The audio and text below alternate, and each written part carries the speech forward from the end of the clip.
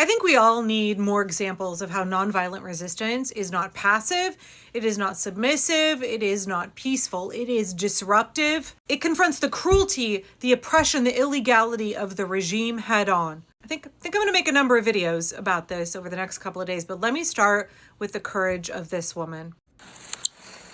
Are you enforcement? We have a warrant of arrest. Yes, you do. I would like to see your arrest. Back up. Back up. You have no right to see anything. That's not true. Are you immigration customs enforcement? I want to see your warrant. I want to see your warrant. Listen, you were arrested already. Keep the door closed. Keep the door closed. Do not answer the door. Keep your door closed. Immigration customs enforcement is in the neighborhood. If you are an immigrant, stay home. They do not have a warrant. They don't belong in your house, and they don't have a warrant. Immigration customs enforcement is in the neighborhood.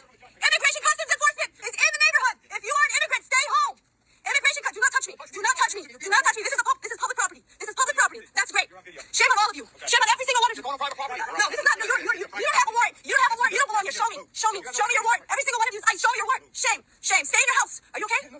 Hi, it's the next day. I'm back to finish this video. I'm going to show you a little bit more from this very courageous person who stood up to ICE, because they are an example of how we all need to be engaging.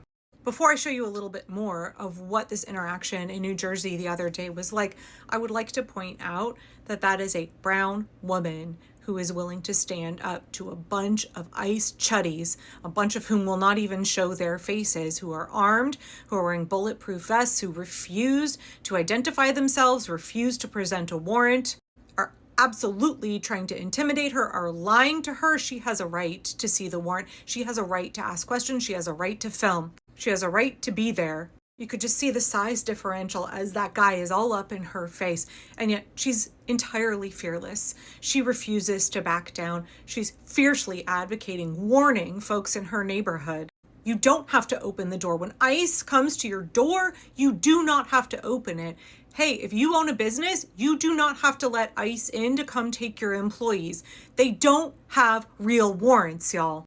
The reason they won't produce a warrant in this video is because they don't fucking have them. They don't have real warrants from a real judge. Immigration judges are not real judges. They are employees of the Department of Justice. They are not part of the judiciary. Their warrants are not the same thing as a real judicial warrant from a real judge. They do not have a right to enter your private property. My position has always been the first most important thing that we can do when it comes to combating ICE is to take a know your rights training. We need to know our rights. We need to know our immigrant neighbors' rights. We need to know them backward and forward, inside and out, so that ICE can't bullshit us. Law enforcement can lie to you. They don't have to tell you the truth. They can tell you you're not entitled to know something. They can tell you that they're going to go someplace they have no lawful authority to go. And it's up to us to know what the law is.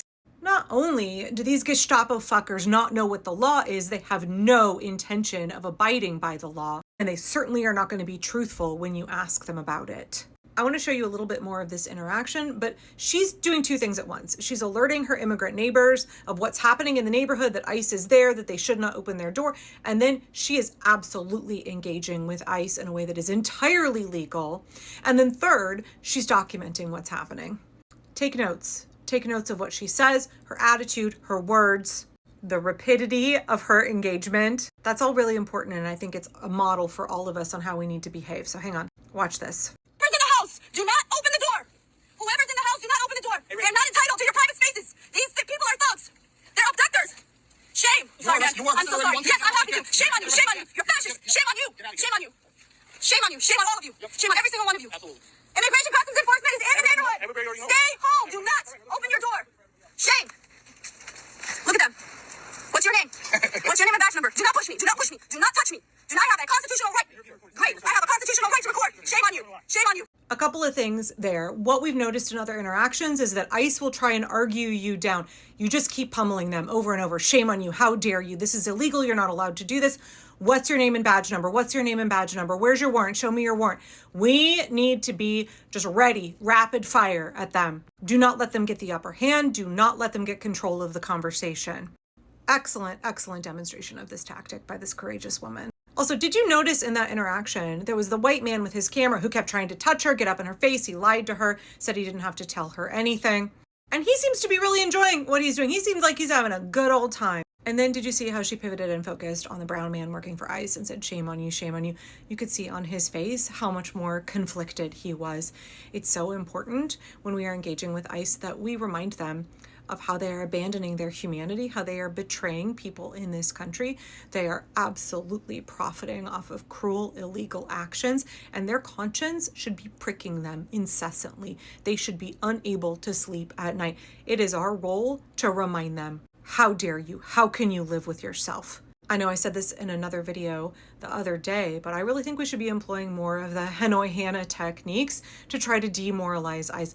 We need more psychological tactics. The regime is absolutely using them against us. We should be likewise using them against the regime. There's nothing illegal about it. You are entirely entitled to speak to ICE officers, to remind them of the harm that they are causing, how they are sellouts, how they are hurting people, how ashamed you are of them.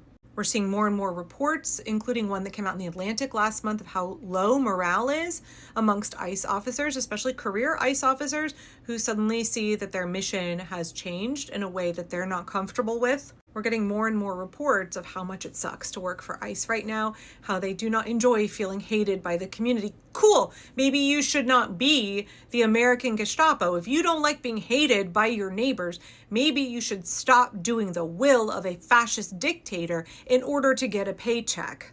So let me show you one more little piece of this interaction. And then I think I'm going to come back over the next couple of videos and talk about more people who are resisting, what it looks like to engage with law enforcement now in 2025 America, and how we might want to consider using different techniques for different branches of law enforcement. We know that ICE is scraping the bottom of the barrel, y'all. They cannot meet their recruiting goals. They've already brought in all of the Oath Keepers and Proud Boys who are qualified, who can meet the physical requirements and are able to come work for them. There's not an endless supply of white supremacists in this country who want to go work for ICE and are physically capable of doing the job. I mean, I would argue there's a lot of ICE agents who probably are not physically capable of doing the job either, but they're desperate. They've lowered the recruiting age to 18.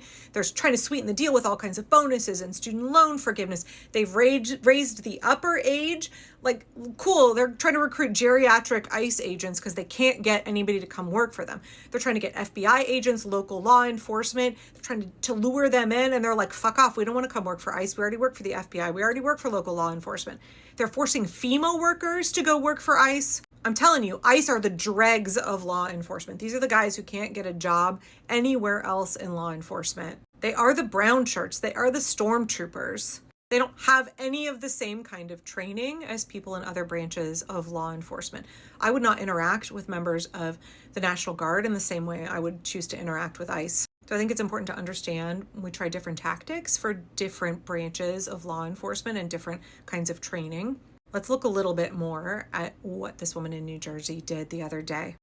Know your rights, know your immigrant neighbors' rights. Film everything that happens. Don't let them bullshit you. Shame them, ridicule them, hold them accountable, and then warn folks in your community that ICE is there. ICE in the neighborhood, don't open the door, do not open the door. They don't have a warrant, and just pummel them with question after question, demand after demand. Name and badge number. Show me your name and badge number. Show me your warrant. Aren't you ashamed of yourself? Aren't you embarrassed? Practice it in front of the mirror a little bit. Get used to like spitting out those rapid fire statements and questions. Be ready so that when you're nervous in the moment, you've rehearsed it, you know how you're going to behave. When your adrenaline is really high and there's big scary men with weapons in your face, you've gamed it all out. You've practiced it. You're ready to go.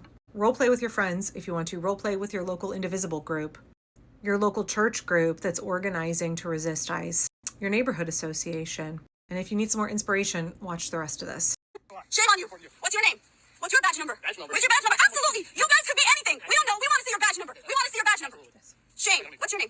And your brown shoe. Dude, you know that. Why are you doing that? You be quiet. You too. Shame on you. Do you have a family? Do you have a family? Do you have a family? Because all these people have. You have a constitutional right to record. You told me okay. You have a constitutional. No, absolutely. This is public space. You have a right to record. Yep. Yes. Don't worry. These people, they break the law all the time, and then they want to scare us. But we're not scared because we try to protect our community. You abduct people. Shame on you. Every single one of you. Shame on you. Cannot believe it. You cannot. No. You can't either. You can't either. You can't either. You can't either. Make sure you do not open your door. Do not open your door. We'll be right here and a whole bunch of other people are coming out too. Don't worry. Do not open your door. Show me your warrants. Show me your warrants. I have a right to see the warrant. No. This is Immigration Customs Enforcement. Where is your warrant? No. Show me. If you have it, you would show me. You don't have a warrant. You're just here abducting